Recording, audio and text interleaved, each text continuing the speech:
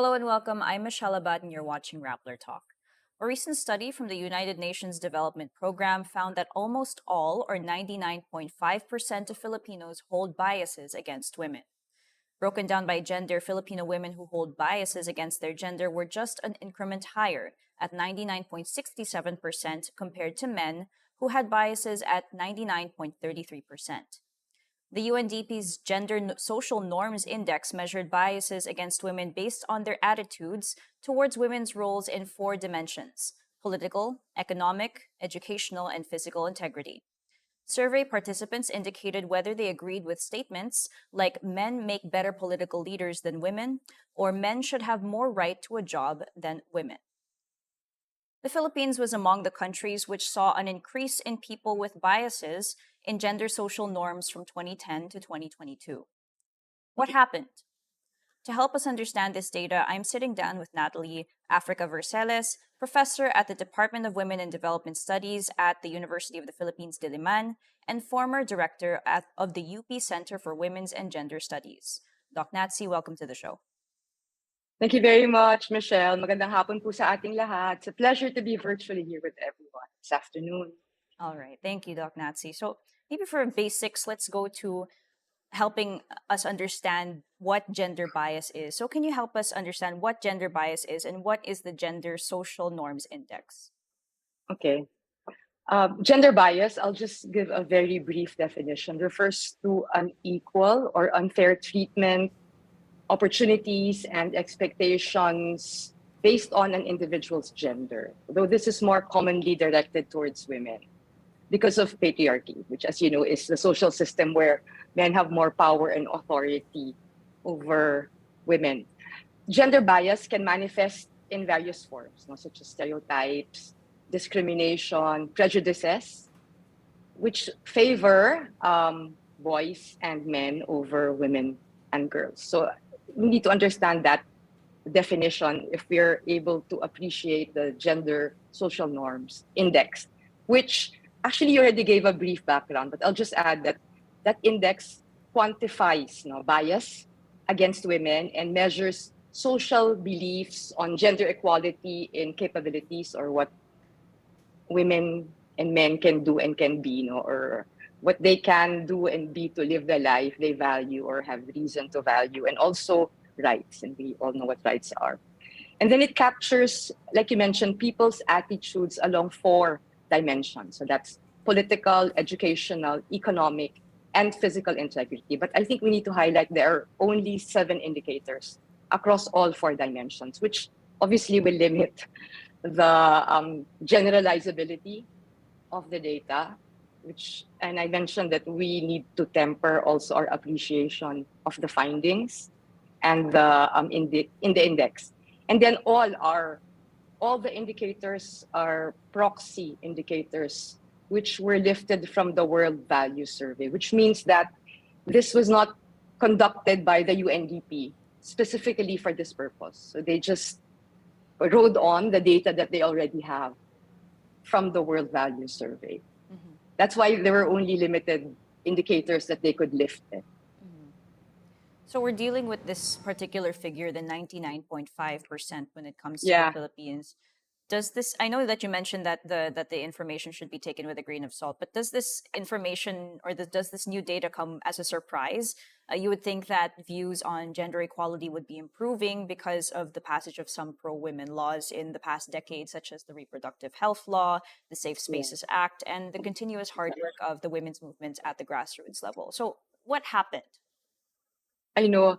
Actually, just like you, I was startled when I first looked at the executive summary, before I read the full report, because really at first glance, it really appears that the Philippines, it doesn't appear, it is a fact, based on the report, that the Philippines ranks among the countries with the highest percentage of people with a gender bias. Because there's a chart there that you can sift through. And this does not cohere or is logically inconsistent with our performance in last year's Global Gender Gap Report that was released in July 2022, wherein we ranked 19 out of 146 countries. Although in the 2021 Gender Inequality Index, which is also released by the UNDP, and you'll find it at the annex of the report, we ranked 101 out of 191 countries. So that was actually quite a low standing. But I'll also mention now that it's so important to always look at the methodology of indices, because the Gender Social Norms Index only has 7 indicators, just 7. And you already mentioned some of them, but maybe for the information of our audience, for political, it only looks at 2, okay? Women having the same rights as men is essential for democracy. And then the other is men make better political leaders than women. That's political. For economic, we have men should have more right to a job than women, and men make better business leaders than women. 2 indicators. For educational, just 1. University is more important for men than for women. For physical integrity, it looks at a proxy for intimate partner violence. So that asks whether it's justifiable for a man to beat up his partner. And then for reproductive rights, the proxy is abortion acceptable? So it's rather extreme, and I would not think it would capture really the whole range of values with respect to gender, which is not to say that it's not indicative also, no, of regressive perhaps, no, or regressing values in terms of social norms. And that was actually borne out in the report. We worsened across 2 waves. I noted that across all indicators from 2010 to 2014, that was the first. And then compared to 2017 to 2022, across all indicators, our gender social norms index measures really worsen. Even if it was just a bit, it was still across the board. So I think that's something to be concerned about. Yeah. You mentioned the gender gap report. Now, so for our viewers, that's the Yeah. World Economic Forum's gender gap report in 2021. And in the 2021 report, the Philippines ranked best in Asia. And the country was also included in the list of countries where women comprised at least 50% of all managers, if you're speaking on the economic perspective. So here we're ranking quite well. So how can we Yeah. reconcile these 2 studies? I think it's also important to point out that the Global Gender Gap Index measures achievement. No, it assesses gender gaps, not norms, no, not beliefs. So I would put more value on the Global Gender Gap Report because it has more indicators to begin with, and also it is an objective measure of gender equality across various indicators. It measures in particular political empowerment, health and survival, economic participation and opportunity, and educational attainment. So yes. Okay, so your question is why is there this dissonance, no, like the disconnect between our Yes. performance in the Global Gender Gap Report and our performance in the Gender Social Norms Index? Well, that might be an explanation. That it does not really cover many areas. It's limited to just 7 areas. So I think that's a highly probable reason for that incoherence between the 2 reports. But nonetheless, just because one does not necessarily follow from the other doesn't mean that it's not something that we should be problematizing, because I think there's still a lot of work to be done in transforming or shifting social norms around gender. So since we already started getting the ball rolling on each of the dimensions, so we just talked briefly about the economic dimension, no? And based on the UNDP study, it says that 4 out of 5 or 77.81% of Filipinos from 2017 to 2022 said that men should have more right to a job than women, and men make better business executives than women do. So maybe just Doc Natsu, you could elaborate a little bit more on what really fuels this type of attitude when it comes to economic empowerment and when it comes to women? I know that you're also specializing in women's economic Yeah, empowerment. yeah. Actually, that is a persistent problem. If you look at our labor force participation rates, if you do a time series analysis, since the 90s, you'll note that there has been a 28 percentage point difference between the labor force participation rates of men and women. And the labor force participation rate refers to the percentage of women and men who are in the labor force. That means either working or looking for a job or even underemployed. Over the total number of women or men, um, 15 years and over. Okay, so why is there that difference in the LFPR? That's because we still think that women are principally homemakers, right?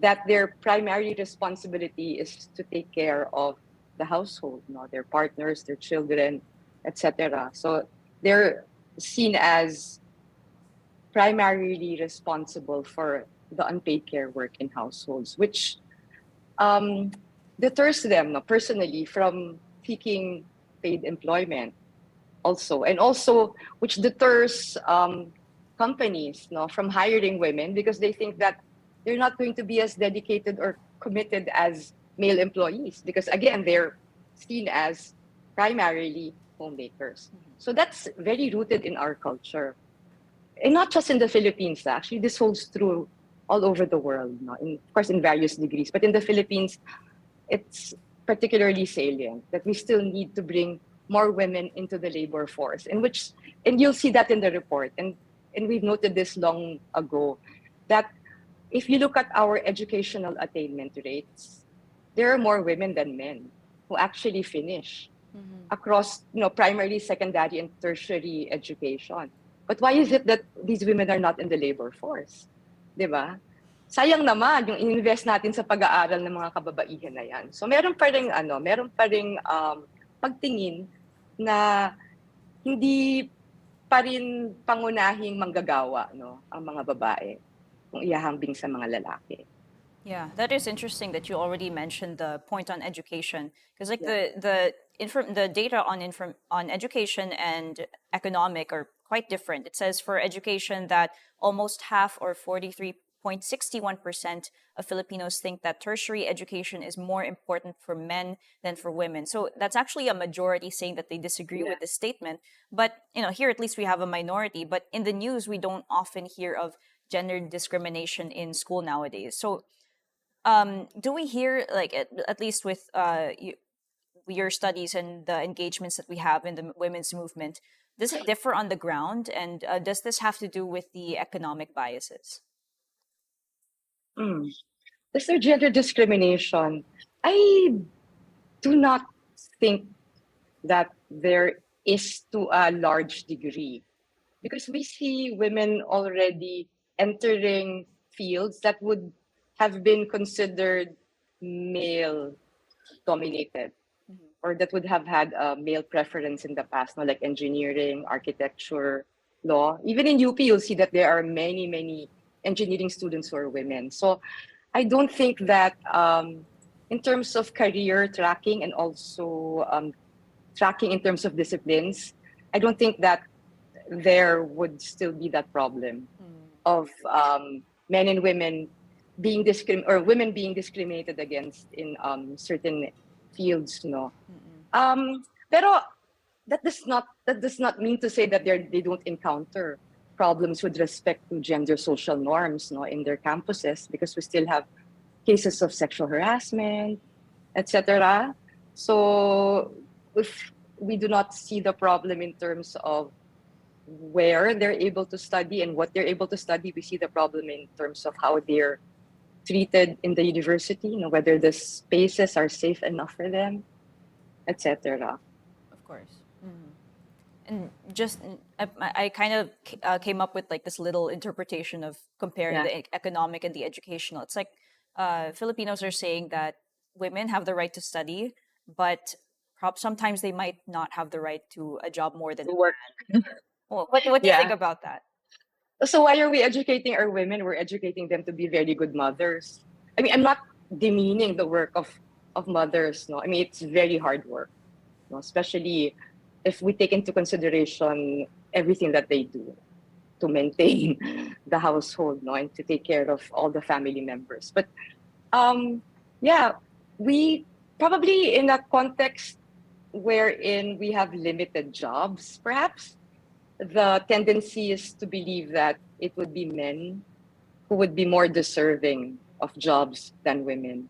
That's why we find a lot of women in the informal economy because it's easier to enter. Like they don't need to apply; they just need to have small seed capital and they can put up their enterprises. So it does not necessarily mean that they do not work, right? They could be working not in the formal economy, but in the informal economy where they're better able to balance their household responsibilities and their paid work.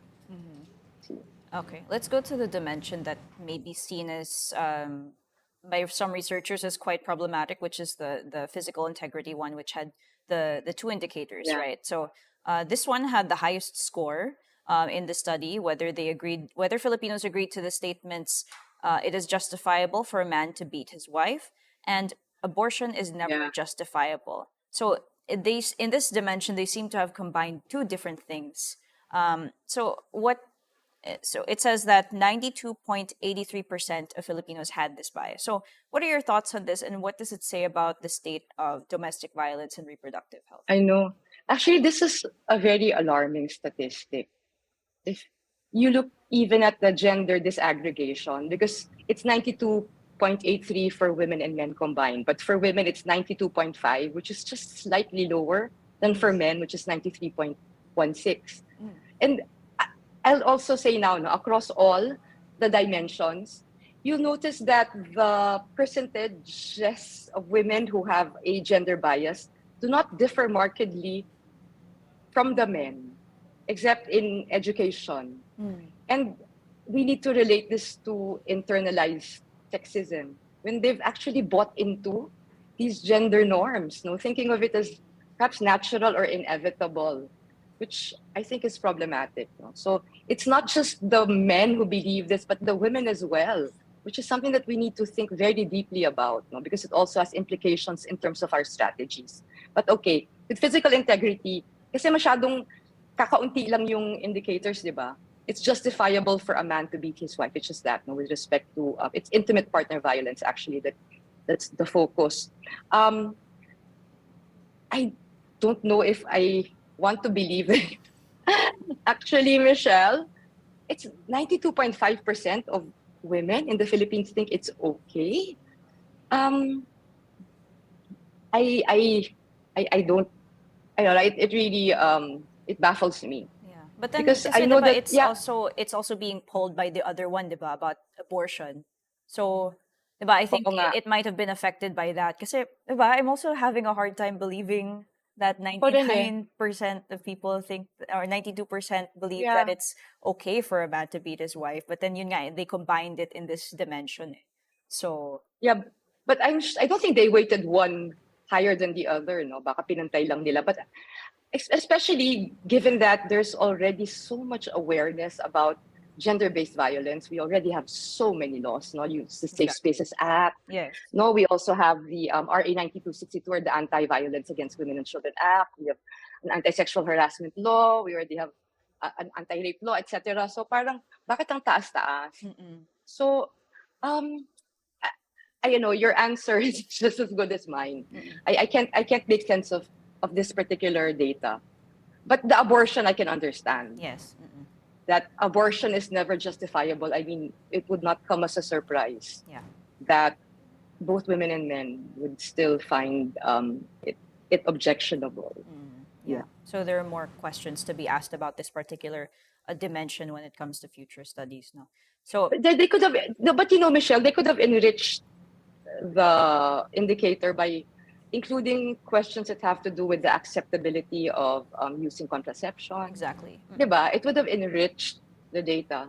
So yeah, we also, this is one that we need to take with a grain of salt. Right. Okay. In physical integrity, yeah. All right. Let's go to the last dimension that was mentioned in the study, which was political.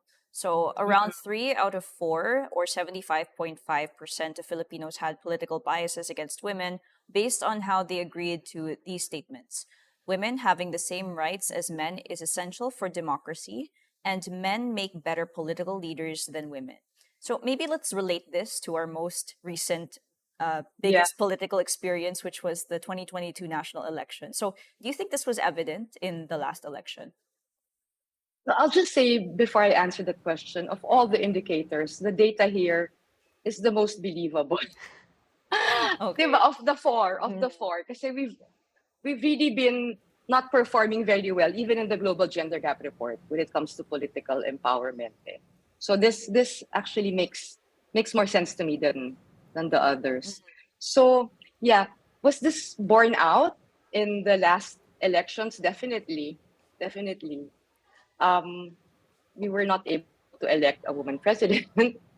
That perhaps shows that, but we've had women presidents in the past, though. You know, we've had two women presidents. So that's not to say that the Filipino people are not open to having a woman head of state, no. But um, perhaps given a choice, they would still prefer, no, a man over a woman.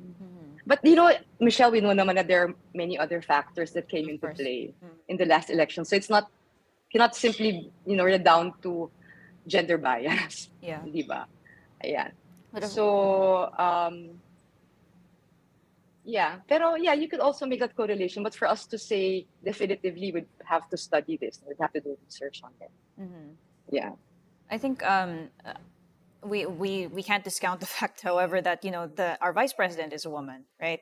And even though we were not able to elect a female head of state, the vice president came near, and Vice President Sara Duterte did, in fact, actually garner Mm-mm. more votes than President Ferdinand Marcos Jr. So, do you think that her gender played a role in that, or like, um, do you think that people are starting to see past gender when it comes to electing their political leaders? Do you think? No, I don't think so, because it's not just the national election results that we should be looking at, but also the local elections. There are still not very few women governors, vice governors, mayors, vice mayors, city councilors, municipal mayors, municipal vice mayors, municipal councilors, etc. So no, it's across the board. We still do not have enough women in office.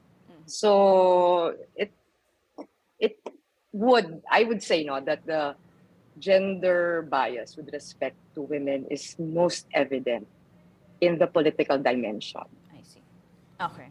So And this is maybe. across the world, even in the Global Gender Gap Report. Yun ang pinakamanhina. That's where the largest gaps are Yeah. across the world. Yeah, that's a whole other topic on the Yeah. emerging trend of a preference for a strong man leader. But yeah, that's a whole other topic for another time. Yeah. But then, speaking of strongman leader, we just came from the administration of Rodrigo Duterte, and there are some discourses about how former President Duterte normalized misogyny at no less than the presidential seat. So, how much do you think that the impact of the influence of Duterte made in the recent years that he was president? I think it had an impact. But with respect to the extent, that's hard for us to determine without doing actual research on it. But I'm sure it had an impact. Because when you have a head of state, who's openly sexist and misogynist, it will have, and that's the head of the state, that's the president, that would have an impact on an ordinary citizen in terms of normalizing views on women's subordination, women's place, gender roles, etc. So yes, that would definitely have an impact. But as to whether it affected the results of the elections, I would not be able to say without actually studying it. Okay. Let's go to another major institution of our country. So, in dissecting our culture, we can't discount religion. So, what role do you think religion, or maybe the Catholic Church, played in leading the data to where it is? And what can church leaders do to address this, perhaps? Um, yeah, I agree that not. Are we speaking about the Catholic Church in particular? Maybe let's go with that since majority religion. Okay, our religion is part of our culture. And we know that culture plays a very, very, very significant role in shaping and perpetuating gender norms, no? And cultural values and beliefs that are passed down through generations. No? So they influence how individuals perceive and understand gender, no? And they also contribute to the maintenance of traditional gender norms. So I think the Catholic Church is, a plays a huge role in ingraining in our society gender roles, norms, no stereotypes. It's the church is part of our cultural and social conditioning, no? Because all of us, no, from a young age, we're all enculturated and socialized, no, into acquiring right all those norms surrounding our gender, and conforming to gender roles and expectations through our families. But even our families are affected by religion. Even our education is affected by religion, even our media and other social institutions. So, yeah, you could say that the influence of the church cuts across all societal institutions, particularly in the Philippines. It's very Catholic still, predominantly at least. So, this reconditioning makes gender norms seem natural, inevitable, and unquestionable. It's something that we need to accept as truth. So that's really a problem. Okay. So zooming out again, so we see here that it's clear that the Philippines is not out of the woods. That is a patriarchal society, and there's so many influences in our culture that makes this possible. So, how could the current administration take in this new information from this study? And we always hear about gender and development programs or components in each government Mm-mm. agency, but Yeah, what's missing? but that's just one strategy, no? The gender mainstreaming that all government agencies, instrumentalities, offices are supposed to do. I mean, that's just one part of their work, right? And it's not just the government that needs to work towards changing social norms on gender. But I'll say, even if I mentioned earlier that, we should take this with a grain of salt, etc., no, it does not mean that there is no work to be done in terms of shifting and transforming, unequal social norms on gender. So yes, the government must do its part, but let's take it na lang as a whole, no? Kasi it's not just the government that has the responsibility, of doing its work in changing social norms about gender. This is really a gradual, it's ongoing naman, no, even as I speak. And it's a process that requires a collective effort, no, not just by the state. What we really need to do is to educate. No, and I don't mean only in schools. No, we need to continue to raise critical awareness, no, about gender issues. And I think what will really drive the message home is if we emphasize that these gender norms harm people. No, they're not just inconvenient, di ba? Na ay ano lang ako na naaabala ako, hindi, nakakasama siya sa mga tao. No? Importanteng ma-emphasize 'yon. So we should have comprehensive programs, no, starting from early childhood. And it's not just schools, no, not just preschools, but especially families that start the ball rolling on this socialization and enculturation, no, that we all need to act, no, to promote gender equality and challenge traditional gender roles. We should foster more empathy, and respect towards others. Should I also go into the other areas where we can work with respect to shifting norms on gender? Yeah, actually, I think that might be related to our last question on what you already mentioned Uh-huh. on whole of society, no. But then, yeah, I just wanted to bring in the fact that since this is a culture that we're dealing with, it's a Mm-mm. patriarchal culture, and what a policy or a law cannot necessarily change a culture overnight, no. So, you mentioned that we should be educating, that we should be having very comprehensive programs from early childhood and with the Mm-mm. families, but maybe what more can we do to lobby for more genuine gender equality in the Philippines? It's like we often hear that we should lobby for measures from the local to national level, but maybe for Mm-mm. like ordinary Filipinos who Yeah. feel disempowered to help create a change, like what can they do, starting with their own families, with their peers and communities? Okay. Okay, let's not absolve the state first of its responsibility. We already have, as you mentioned, so many laws Yeah. that promote gender equality, women's empowerment, and gender justice. What the state needs to do is to strictly ensure the implementation, enforcement, and monitoring of these laws. Nandiyan na eh. Di ba? Nandiyan na. But also, we know that the gaps in the implementation, enforcement, and monitoring also has to do with the gender norms of the implementers, di ba? Kaya nga, hindi pwedeng atsa-patsa yung efforts eh. It really has to be concerted, no? It has to be collective and it has to be multi-pronged. So next, media. You're in media. And I know Rappler does a brilliant job, okay? But that's just Rappler siguro, no? Maybe some other outlets, but we would like to generalize this. We want to encourage more diverse and positive representations of gender in media, no, including movies, TVs, no, TV shows, adverts, social media, which is so powerful, no, and other forms of popular culture. We should challenge gender stereotypes and promote more inclusive gender norms. And then role modeling. Sana there will be people of influence, no, who people admire and look up to, who actively challenge, no, these traditional gender norms so that people can see them as role models, no, and pattern their attitudes and behavior after these people whom they admire. So we need more people, no, in positions of influence to serve as role models. Okay?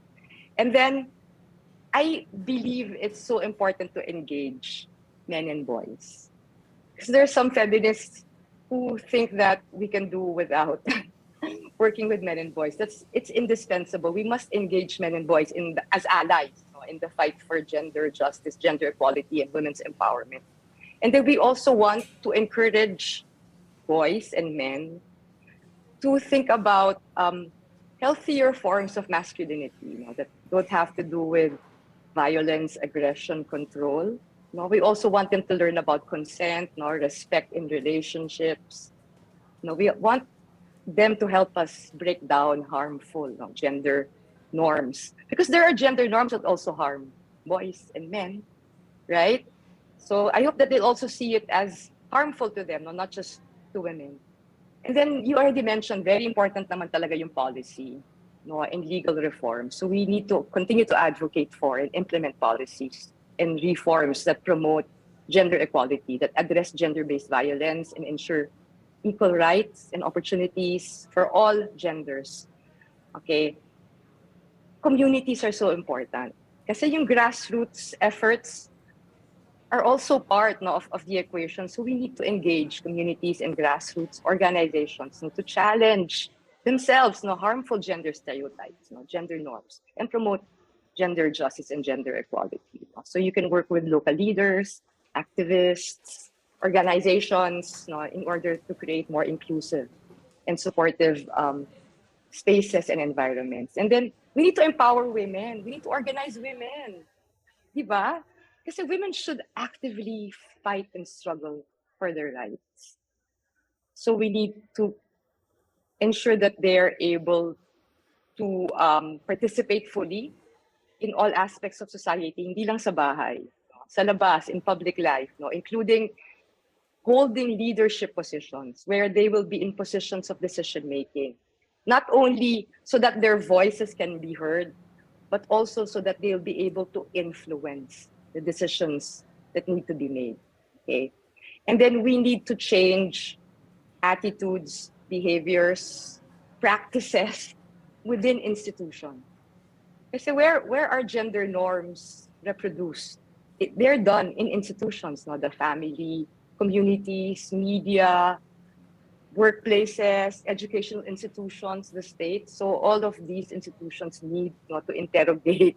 They need to be reflexive, look into the harmful gender norms that they continue to promote, and that continue to find form, concrete forms, no, in their practices.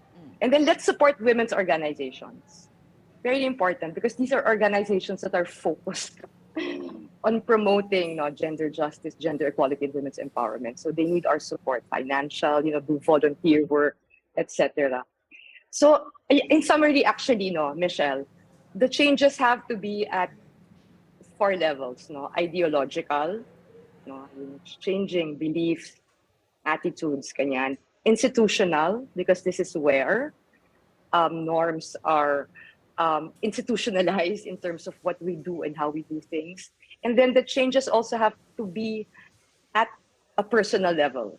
No, we ourselves can question our beliefs about gender, no, and see if these make sense, or if these are actually detrimental to the well-being of individuals. And then lastly, we can also make changes in an interpersonal level, in how we relate to others. And we're social beings, we're humans, right? So we relate to people on a day-to-day basis. So let's also look into our practices, when we relate to other people.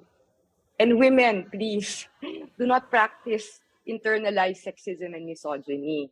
No, we have to be aware, that we are actually ourselves, propagating unfair and unequal treatment against people of our sex, and we even police other women, right? We castigate or reproach them when they violate what we feel are gender norms that should be adhered to. So there's really so much all of us can do, Michelle. And as I said, it's a collective effort. It cannot be accomplished by one institution, or even just by the state.